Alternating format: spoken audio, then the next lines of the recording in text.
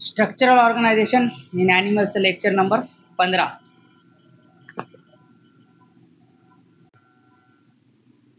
आज आपल्याला काय शिकायचं? सर्क्युलेशन जे आपलं कंटिन्यू चालू आहे कोणामधलं? फ्रॉग मधलं, म्हणजे फ्रॉग मधलं रक्ताभिसरण आणि आता रिप्रोडक्शन बघायचं फ्रॉग्स मधलं.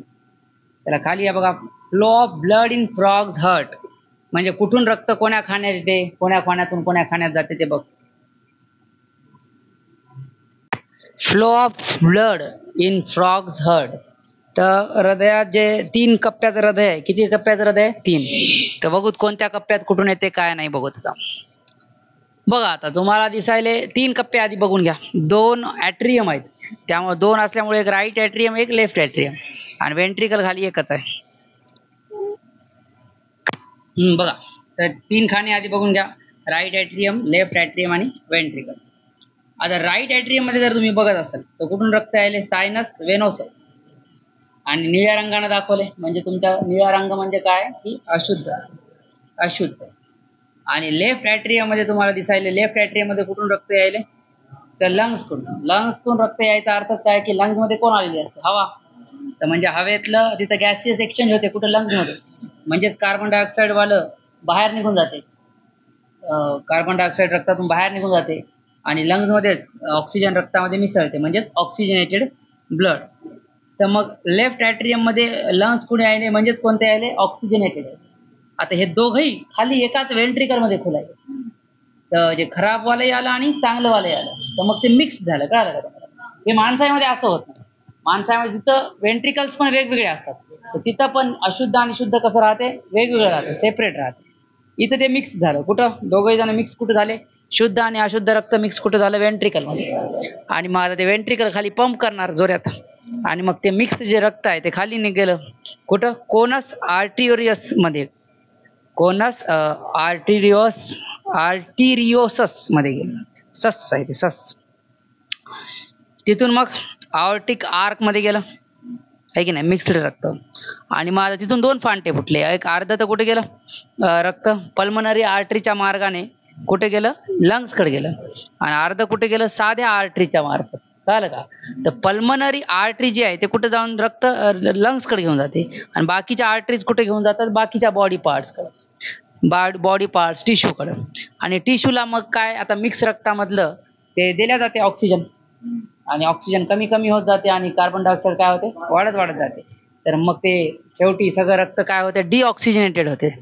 बघा ऑक्सिजन कमी झालं आणि कार्बन डायऑक्साईड वाढलं.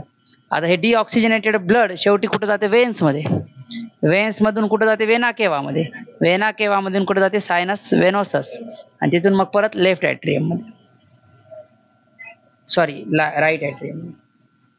तर तुम्हाला काही गोष्टी लक्षात पाहिजेत. लंग्सकडे कोण आणते म्हटलं तर तुम्हाला लक्षात ठेवावं लागते पल्मनरी आर्टरी. लंग्स कडून लेफ्ट ॲट्रियम कडे कोण आणते म्हटलं तर पल्मनरी वेन. आणि ऑक्सिजनेटेड ब्लड आणि डिऑक्सिजनेटेड ब्लड मिक्स कुठं होतात? तर वेंट्रिकल. वेंट्रिकल जेव्हा वेंट्रिकल मधून ब्लड कुठे गेलं म्हणलं तर कोनस आर्टिरियोसस मध्ये. कोनस आर्टिरियोसस मधून आर्टिओ आर्क आहे, आणि तिथून मग पांटे फुटतात. एक तर पल्मनरी आर्टरीकडे जाऊ शकते किंवा आर्टरीकडे जाऊ शकते. पल्मनरी आर्टरी परत लंग्सकडे घेऊन जाणार, आणि आर्टरी बॉडी पार्ट्सकडे घेऊन जाणार. आणि हे सगळं रक्त मिक्स्ड रक्त आहे, म्हणजे ऑक्सिजनेटेड प्लस डिऑक्सिजनेटेड आहे. खाली या बघा, पॉइंट्स टू रिमेंबर.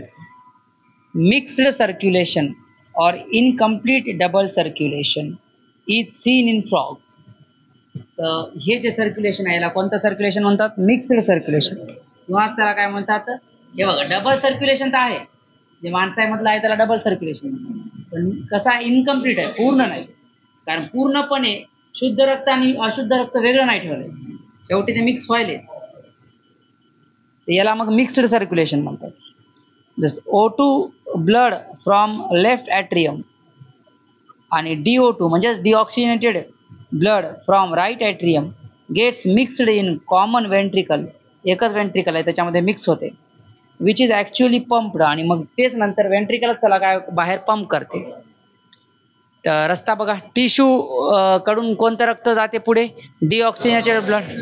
आणि मग ते कुठं जाते, वेन्सच्या मार्फत जाते. वेन्स जुळत जुळत शेवटी सगळ्यात मोठी वेन बनते, तिला वेना केवा म्हणतात. ती पुढे जाते आणि तिचं बनते सायनस वेनोसस.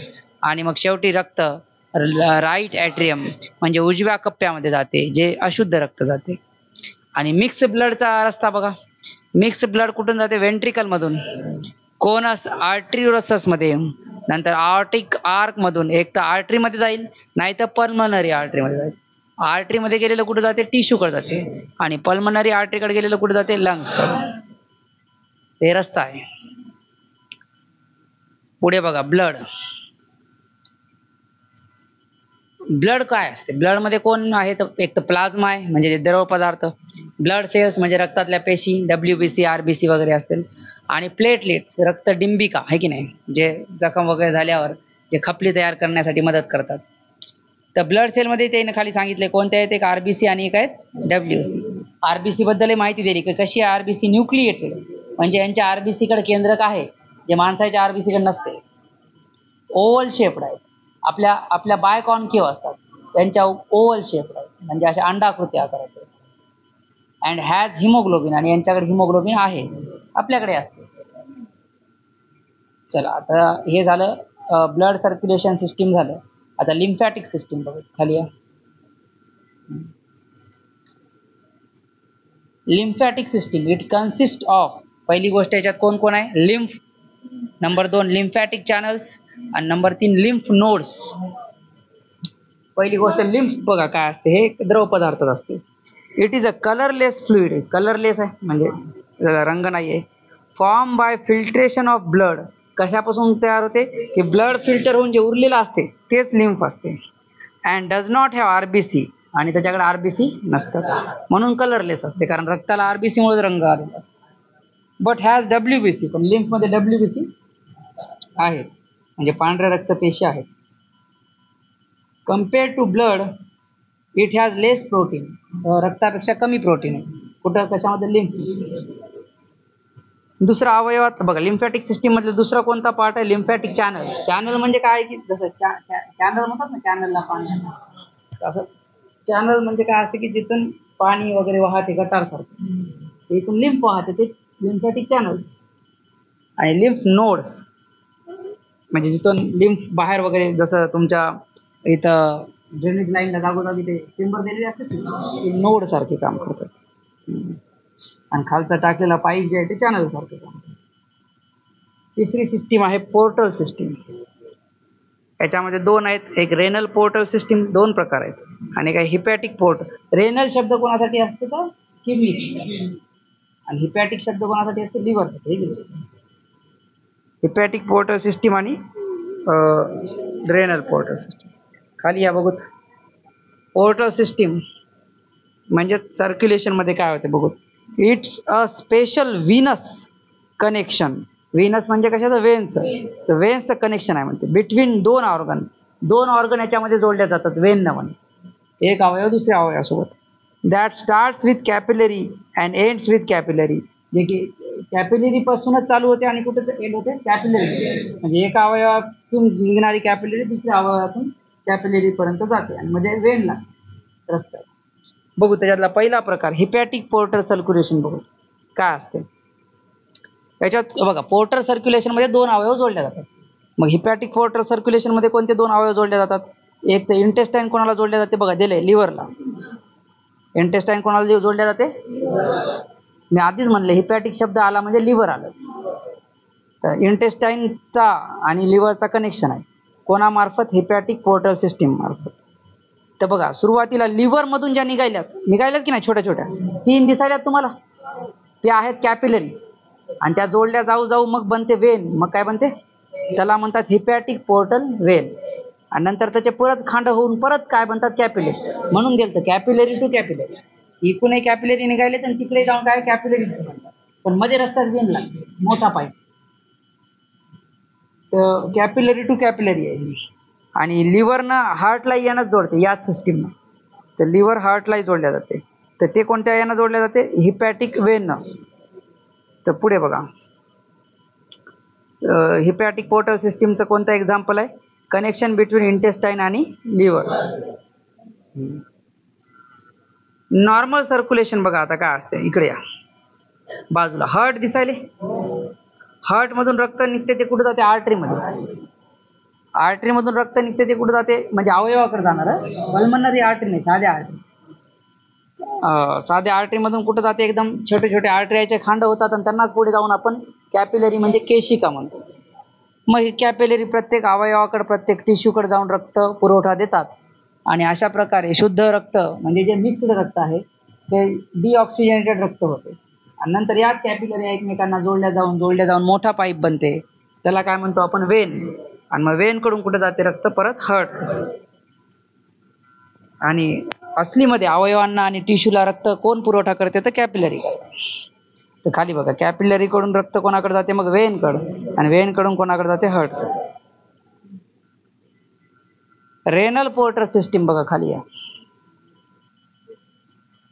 हे स्पेशल वेनस कनेक्शन आहे. वेनस म्हणजे वेनचं कनेक्शन. कोणा दोघं अवयवामधलं, किडनी आणि lower part of the body, शरीर त्या बेडकाचं लोअर जे खालचे पाय वगैरे आहेत त्यांच्यामध्ये. तर बघा किडनीला कोणासोबत जोडायलो आपण, lower part of the body organ.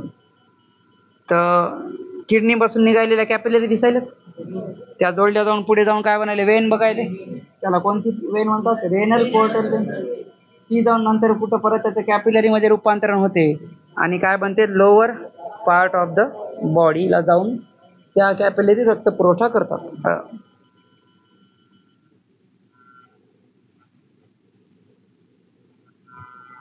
NCERT वाचून.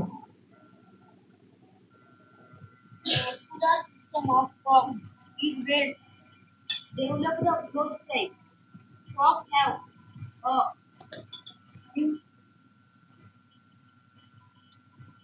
Lymphatic system. Lymphatic system also.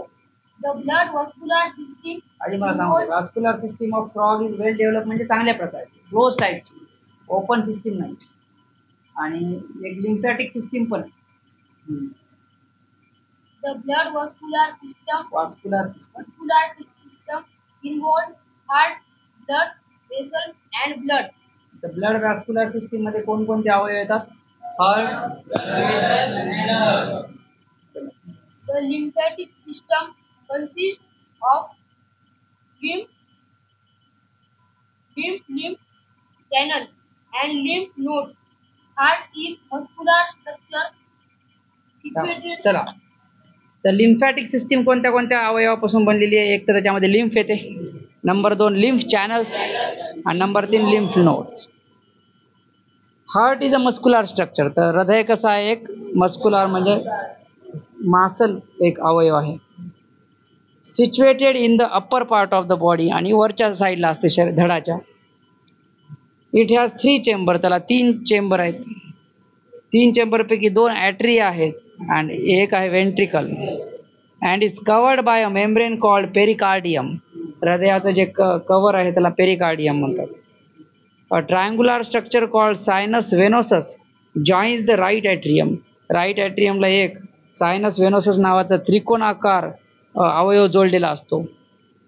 It receives blood through the major veins called vena cava. तर राईट ॲट्रियमकडे काय येते, रक्त येते, एका मोठ्या वेनकडून येते. त्या मोठ्या वेनचं नाव काय आहे, vena cava. The ventricle opens into a sac like conus आर्ट्रिओसस.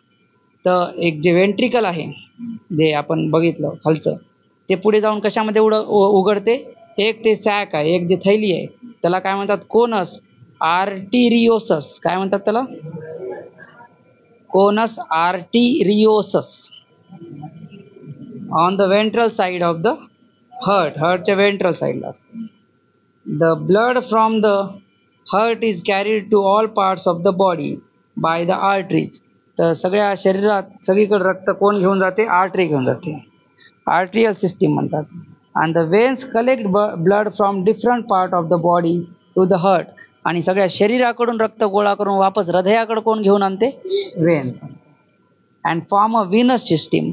आणि मग ती त्यांची व्हीनस सिस्टीम बनते. कळलं का, सगळ्या वेन मिळून कोणती सिस्टीम बनते, वेनस सिस्टीम. सगळ्या आर्ट्रिया मिळून कोणती सिस्टीम बनते, arterial system. Special venous connection between liver and intestine as well as kidney and lower part of body are present in frogs. तर स्पेशल एक कनेक्शन आपण बघितलं होतं, पोर्टल सिस्टीम म्हणतात त्याला. The former is called hepatic portal system. Former म्हणजे आधीचं आणि लॅटर म्हणजे नंतरचं. Is called renal portal system. Blood is compose of plasma and cells. तर ब्लड कशापासून बनलेला? प्लाझ्मा म्हणजे द्रव पदार्थ आणि सेल्स म्हणजे पेशा.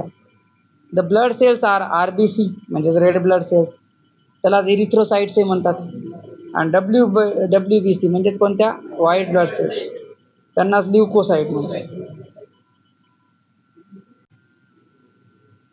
अँड प्लेटलेट्स, आणि अजून काय सोबत? प्लेटलेट्स आहे.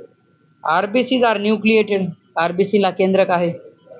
And contain red colour pigment namely haemoglobin.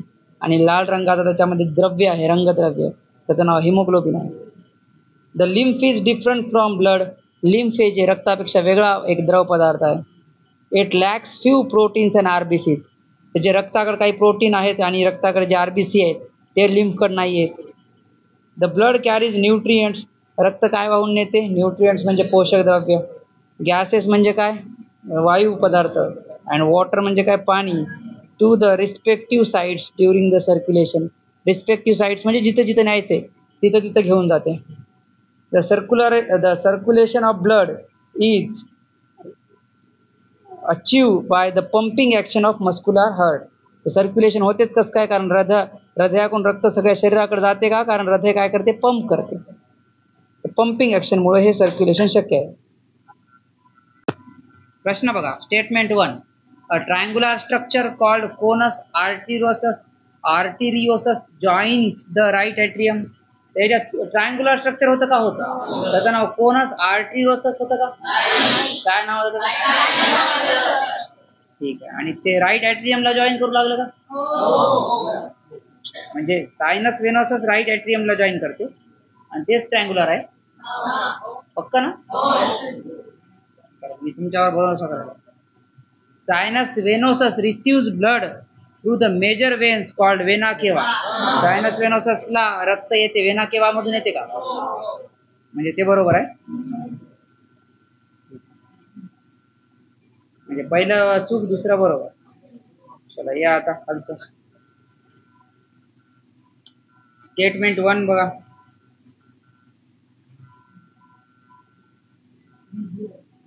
In frog a triangular structure called sinus venosus joins the right atrium. बरोबर आहे का?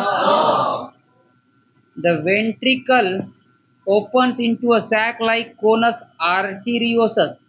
तर वेंट्रिकलच्या पुढे वेंट्रिकल कोशामध्ये कोनस आर्टिरियोसस मध्ये उघडते का? On the dorsal side of the heart उघडते का? नाही. वेंट्रिकल तर वेंट्रल साइड. तर मग हे चूक आहे. पहिलं बरोबर, दुसरं असर्शन रिजन आहे. असर्शन रिजन असल्यासारखं वाटणं झालंय. हा, दोन्ही वेगवेगळे स्टेटमेंट वाटायचे. Smooth muscles are involuntary. Smooth muscle involuntary असतात का? फ्युजिफॉर्म म्हणजे अशा डंबेल शेपड असतात का? हो, असते. And non स्टायटेड. स्मूथच का म्हणतो? कारण त्यांच्यावर पट्टे नसतात. आता हे झालं असर्शन. आता काय त्याचं रिझन बघा. हे आहे का बघू. These muscles are located in the inner wall blood vessels and aid in diffusion of gases. तर इनर वॉल ब्लड वेसल्स मध्ये असतात आणि डिफ्युजन ऑफ गॅसेस मध्ये मदत करतात. हे तर रिझन नाहीये त्याचं. कारण याच्यामुळे थोडीच आपल्या कंट्रोलमध्ये का नाहीये ह्याचं कारण पाहिजे, माहिती आहे का? आपल्या कंट्रोलमध्ये नसतात ना ते. त्याचं कारण हे नाहीये की ते गॅसेसच्या डिफ्युजन मध्ये वगैरे मदत करतात, आहे की नाही? पण these muscles are located in inner wall of blood वेसलच्या मध्ये असतात का या स्मूथ मसल? ब्लड वेसल मध्ये पाहिजेत ना थोडं. डिफ्युजन ऑफ गॅसेस मध्ये करत. इथं ते चुकलं, कळलं का? तर ब्लड वेसलच्या वॉल मध्ये तर असतात, पण त्यांचं काम आहे ब्लड वेसल मोठं करणं, छोटं करणं. गॅसेसचं डिफ्युजन करायचं म्हणजे गॅस मधून बाहेर जाणं किंवा बाहेरून मध्ये येणं रक्तामध्ये. हे इपिथेलियमचं काम. त्याच्यात मसलचं काय काम? तर तिथं चूक आहे. कळलं का? रिझन. म्हणून असर्शन बरोबर, रिझन चूक. कळलं का? कुठं चुकायला तेही बघावं लागतं तुम्हाला. या खाली read the following statement and choose correct option. पहिलं स्टेटमेंट आहे frog respire in water by skin. Skin श्वास घेतात का पाण्यात? त्याला क्युटिनियस रेस्पिरेशन म्हणतात का? बरोबर. In frog lymphatic system consist of lymph channel आणि लिम्फ नोड्स. बरोबर आहे का? इन फ्रॉग ड्युरिंग एस्टिवेशन म्हणजे उन्हाळ्यातली झोप अँड हायबरनेशन म्हणजे हिवाळ्यातली झोप gaseous exchange takes place through lungs. Lungs न होते का? मग तिथं स्किन नव्हतं तेव्हा लंग्स न करत नाही. Female frogs can be distinguished by the presence of sound producing vocal sac. नाही हे male का? And also a copulatory pad on the first digit of the forelimbs which are absent in male frogs. नाही mail मध्ये present आहे पण female मध्ये absent. म्हणून खालचे दोन फाल्स वरचे दोन करेक्ट. पुढे या. Fully grown larva. आता जे लहान जे जन्मल्याचे हे असते फ्रॉग त्याला लार्वा म्हणतात. अळीसारखं अळी अवस्थेमध्ये. Fully grown larva of frog respire through. तर जे पूर्ण ज्याची वाढ झालेली असते त्याला काय ते कशाने रेस्पायर करते? गिल्सनं रेस्पायर. कशाने रेस्पायर करते? गिल्स स्लीट असतात त्यांना कारण ते माशीसारखे असतात त्या टाइमला. आणि छोटी माशी दिसतात त्याला ताडपोळे म्हणतात. ते मिस्टर बीन मध्ये एक एपिसोड मध्ये आणते माहिती का ते आणि त्या याच्यात टाकते त्या बाथ टब मध्ये मग ते डराव खूप मोठे होतात ते टाडपोल असतात. या खाली last. In frogs food is captured by number 1. Food काय? फूड पकडायसाठी काय फेकते ते बाहेर? जीभ. तर जीभ वाला ऑप्शन कोणता आहे? ए आणि सी मध्ये आहे की नाही? Bilobed tongue. Digestion of food takes place by the action of number 2. Action कोणाची असते? फूडचं डायजेशन कशाने होते? आता बघा नंबर ए ऑप्शन मध्ये HCl आहे आणि बी मध्ये पण कोण आहे? HCl. दोन्हीकडे सेम आहे आपल्याला काय प्रॉब्लेम. नंबर 3 बघा HCl and gastric juices secreted from the walls of the stomach partially digested food. आता जे थोडं अर्ध पचलेलं जे फूड आहे स्टमक मध्ये म्हणजे जठरमध्ये ते पुढे जाते त्यालाच काय म्हणतात? त्या फूडला आता काईम. काय म्हणतात त्याला? ऑप्शन नंबर 1 मध्ये पण काईम आहे. ऑप्शन नंबर 3 मध्ये पण काय काईमच आहे. Is passed from stomach to. आता स्टमक संपल्या पहिला कोणता अवयव आहे ते पुढचा? तर ऑप्शन नंबर 1 मध्ये कोण आहे? डिओडिनम. आणि ऑप्शन नंबर 3 मध्ये कोण आहे? Middle part of smoke. Middle part कसा आहे? आधी तर पहिला पार्ट ही डिओडिनम. चला हे संपलं.